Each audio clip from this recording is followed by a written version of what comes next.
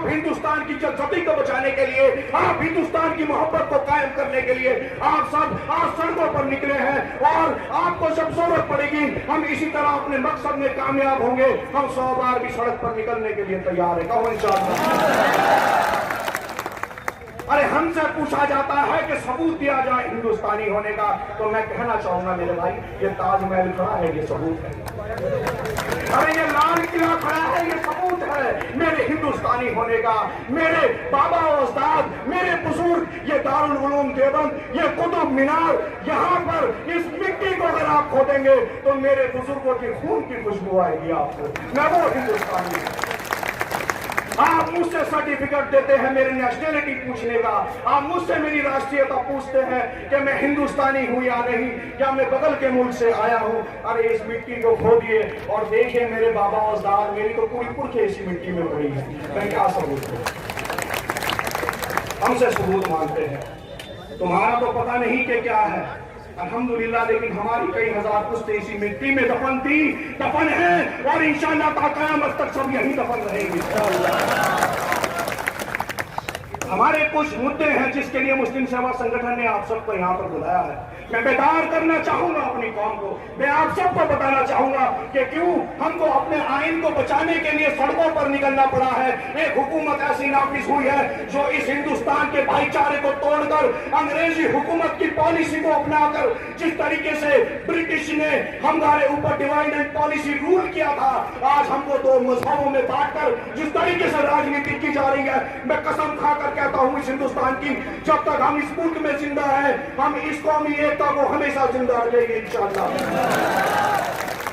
अरे ये हिंदुस्तान जितना तुम्हारा है, ये इतना हिंदुस्तान मेरा भी है। आज मॉब लिंचिंग के नाम पर कई हजार लोगों का कत्लेआम हो रहा है हिंदुस्तान पर, और हमारी केंद्र सरकार सो रही है। उनके कान पर जो नहीं रहती, उनके दिल में रहम नहीं है, हम जिनसे रहम की उम्मीद करते हैं। लेकिन हमको अपने हिंदुस्तान के आईन से, हिंदुस्तान के कानून से पूरी उम्मीद है कि वो हमारी बात को सुने, और ये हक मुझे मेरा हिंदुस्तान का संविधान देता है, मुझे मेरे हिंदुस्तान का कॉन्स्टिट्यूशन देता है कि मैं हिंदुस्तान की गलियों में निकलूं, मैं एहतजाज करूं, जब कोई जालिम मेरे ऊपर जुल्म करे तो मैं अपनी आवाज उठाऊं। क्या आप सब तैयार हैं? एनसीआरबी के आंकड़े कहते हैं कि आखिरी कुछ 5-6 सालों के अंदर मॉब लिंचिंग के इतने सारे ये जो तादाद है, आपको सुनकर हैरानी होगी। 196 लोगों की मॉब लिंचिंग हुई है, जिनके ये सरकारी आंकड़े हैं। ये सरकारी आंकड़े कहते हैं कि 196 लोगों को मौत के घाट उठा दिया, मौत के घाट उनको मार दिया गया।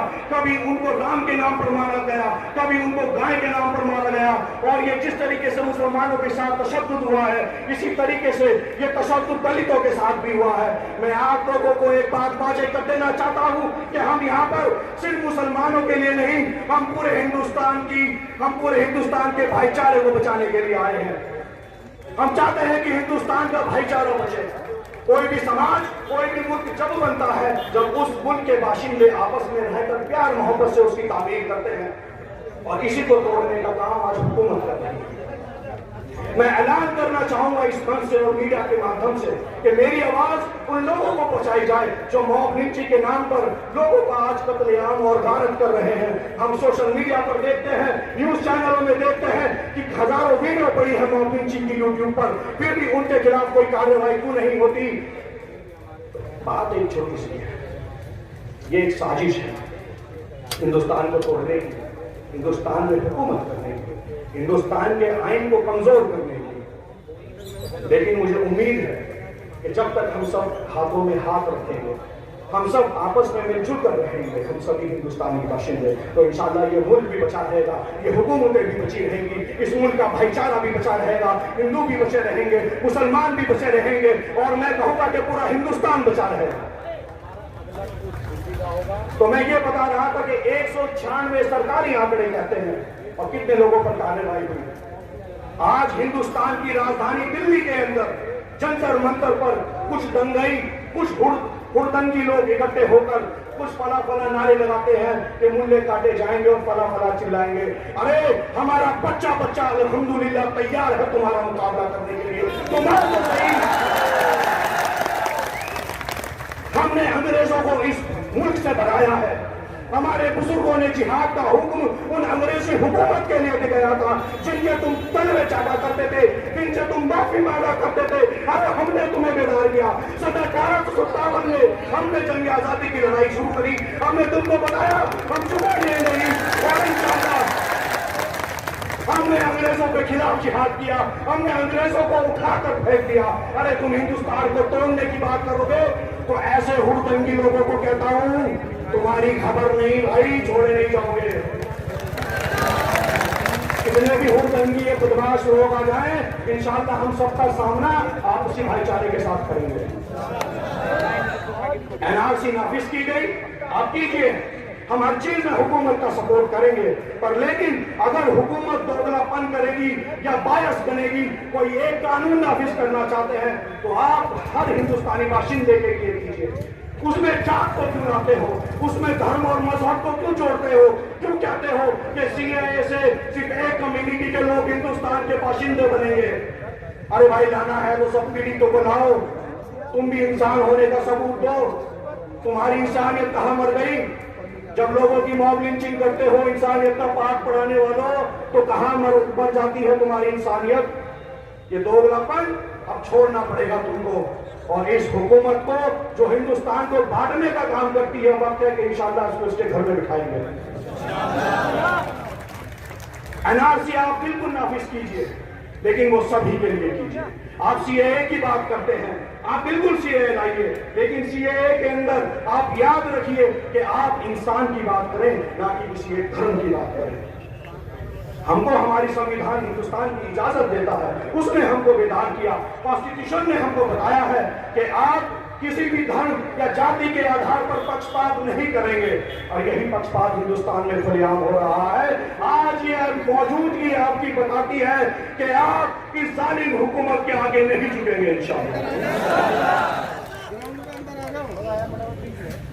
आज हमारा जो तीसरा मौजूद है उसमें से है, ये लोग कहते हैं भाई गाय के नाम पर हिंदुस्तान में बहुत अच्छी राजनीति चल रही है। आप मेरे से ज्यादा ये दीवार के नीचे बैठे हुए इधर हिंदुस्तान एक तो कानून की एक होना चाहिए भाई, होना चाहिए या नहीं होना चाहिए?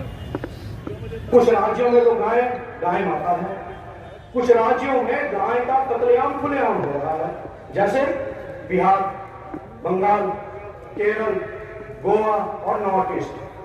यहां पर गाय खुलेआम खाई जाती है। क्या गोवा, सिक्किम, मेघालय, केरला, वेस्ट बंगाल, बिहार, ये हिंदुस्तान का हिस्सा नहीं है? क्या यहाँ पर हिंदुस्तान का कानून लागू नहीं होता? बिल्कुल होता है, बिल्कुल लागू होता है यहाँ पर हिंदुस्तान का कानून। लेकिन सिर्फ अपनी राजनीति करने के लिए कुछ राज्यों को खुली छूट दी गई है। 2014 से पहले हिंदुस्तान बीफ एक्सपोर्टर में तीसरे या चौथे नंबर पर था, लेकिन आज इन 5-6 सालों में हिंदुस्तान पूरी दुनिया में वाहिद एक ऐसा मुल्क बन चुका है जिसमें गाय का गोश्त सबसे ज्यादा एक्सपोर्ट होता है। और ये करने वाले कौन है? जो अलकबी गवाही होते हैं। कैमरे को अनुसंधान देना चाहूंगा कि आप सब तो कोई हुए हैं कि गाय को राष्ट्र पशु घोषित किया जाए। आप ऐसा नहीं गवाही से इंशाअल्लाह आप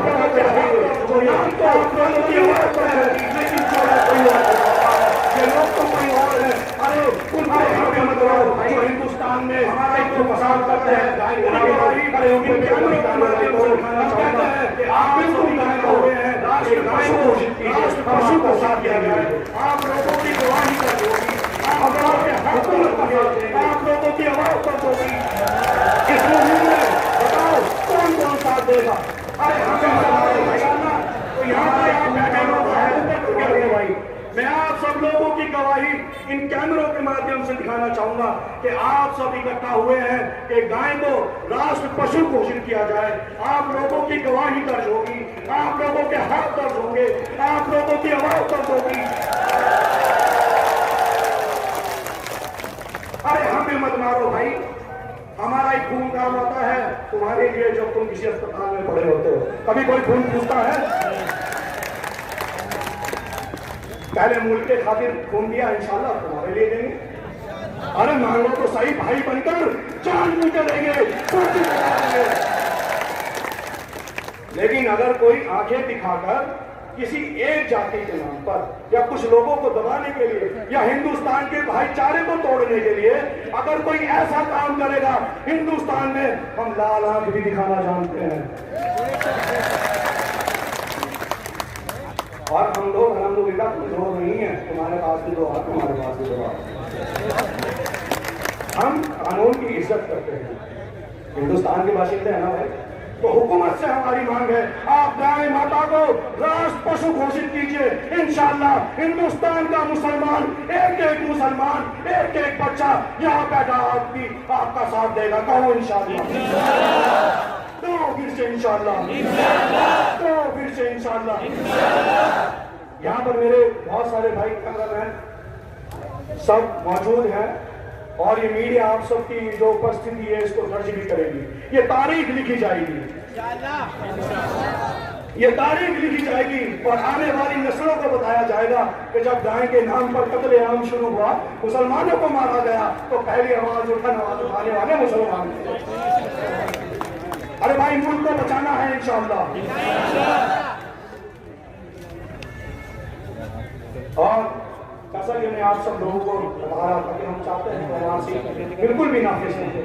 हम हिंदुस्तान के कानून की हुकूमत की बिल्कुल इज्जत करते हैं, लेकिन अगर कोई कानून हमारे को ऐसा लगता है कि वो कानून जाति के नाम पर, धर्म के नाम पर या मजहब के नाम पर लाया गया है, हम कॉन्स्टिट्यूशन ने हमको उसका हक दिया है कि हम उसका एहतजाज करें। और ये तो एक छोटा सा है पंजाब मुस्लिम सेवा संगठन का। अगर मैं कह दूं इंशाअल्लाह जल्दी दिल्ली भी जाना है तो तैयार है? दिल्ली जंतर मंतर तैयार है? हाँ भाई, यहाँ वाले भी बोलो तैयार है। अरे भाई आप भी बोलो तैयार है? हाँ, हम कानून से मांग करेंगे इंशाअल्लाह। अब बात में आप लोगों को बेकार कर रहा था, धीरे धीरे मैं कोशिश करता हूँ कि अल्लाह ताला मुझे सच और हक बात करेगी, कभी ज्यादा फरमाए। वैसे बहुत ज्यादा जानता नहीं हूँ। फिर धीरे धीरे धीरे एक और चलाया गया, हमारे उलेमा हज़रात की निशाना बनाया गया। अरे वो तबलीगी जमात जो इंसान को इस्तिंजा करने का तरीका सिखाती हो, वो तबलीगी जमात जो इंसान को शहूर सिखाती हो कि भाई गुस्ल किस तरीके से करना है। अरे वो तबलीगी जमात जो सड़क में चलना सिखाती हो कि नजरें नीचे करके चल, किसी कैमरे के ऊपर तेरी आंखें पड़ गई तो तू गुनाहगार होगा, बच अपनी आंखों को नीचे ला। उस तबलीगी जमात को बदनाम करने की पुरजोर कोशिश की गई, कहा गया कि वो ऐसे कर रहे हैं, ऐसे कर रहे हैं। अरे तबलीगी जमात तो वो है जिसने हैवानों को इंसान बनाया, जिसने हमको इंसान बनाया और सिखाया कि सही रास्ता यह है, इसको इख्तियार करो। तुमने उस तबलीगी जमात को बदनाम करने का काम किया है। हम ये चाहते हैं कि जितने भी मीडिया के चैनलों ने या कुछ लोगों ने एक साजिश के तहत तबलीगी जमात और मौलाना साहब को बदनाम करा है, सिर्फ अपनी टीआरपी बढ़ाने के लिए, सिर्फ हिंदुस्तान में अपनी राजनीति चमकाने के लिए, ऐसे चैनलों के ऊपर प्रतिबंध होना चाहिए जो हिंदुस्तान के लोगों के कानों में जहर घोलने का काम करते हैं, जो हिंदुस्तान के लोगों को हर वक्त ये कहते हैं कि भाई एक समुदाय से तुमको खतरा है। ऐसे टीवी चैनलों के ऊपर भी प्रतिबंध लेना चाहिए। हम ये कानून से मांग करेंगे। और फिर आज जब कोर्ट उनको क्लीन चिट देता है, कोर्ट कहता है कि तबलीगी जमात पर लगाए गए सारे के सारे इल्जाम गलत है और झूठे, सारे के सारे इल्जाम झूठे हैं। जब कोर्ट ने ये फैसला दिया तो एक छोटी सी लाइन टीवी के नीचे लिखकर दिखा दी गई कि हमको खेद है। अरे ये खेद नहीं चलेगा भाई, हम हिंदुस्तान के सुप्रीम कोर्ट जाना पड़े तो इंशाअल्लाह सुप्रीम कोर्ट जाएंगे। ये अधिकार हमको हमारे कानून दे दिया है। और उनके भी साहब पहुंच चुके हैं, उनका खैर मकसद है।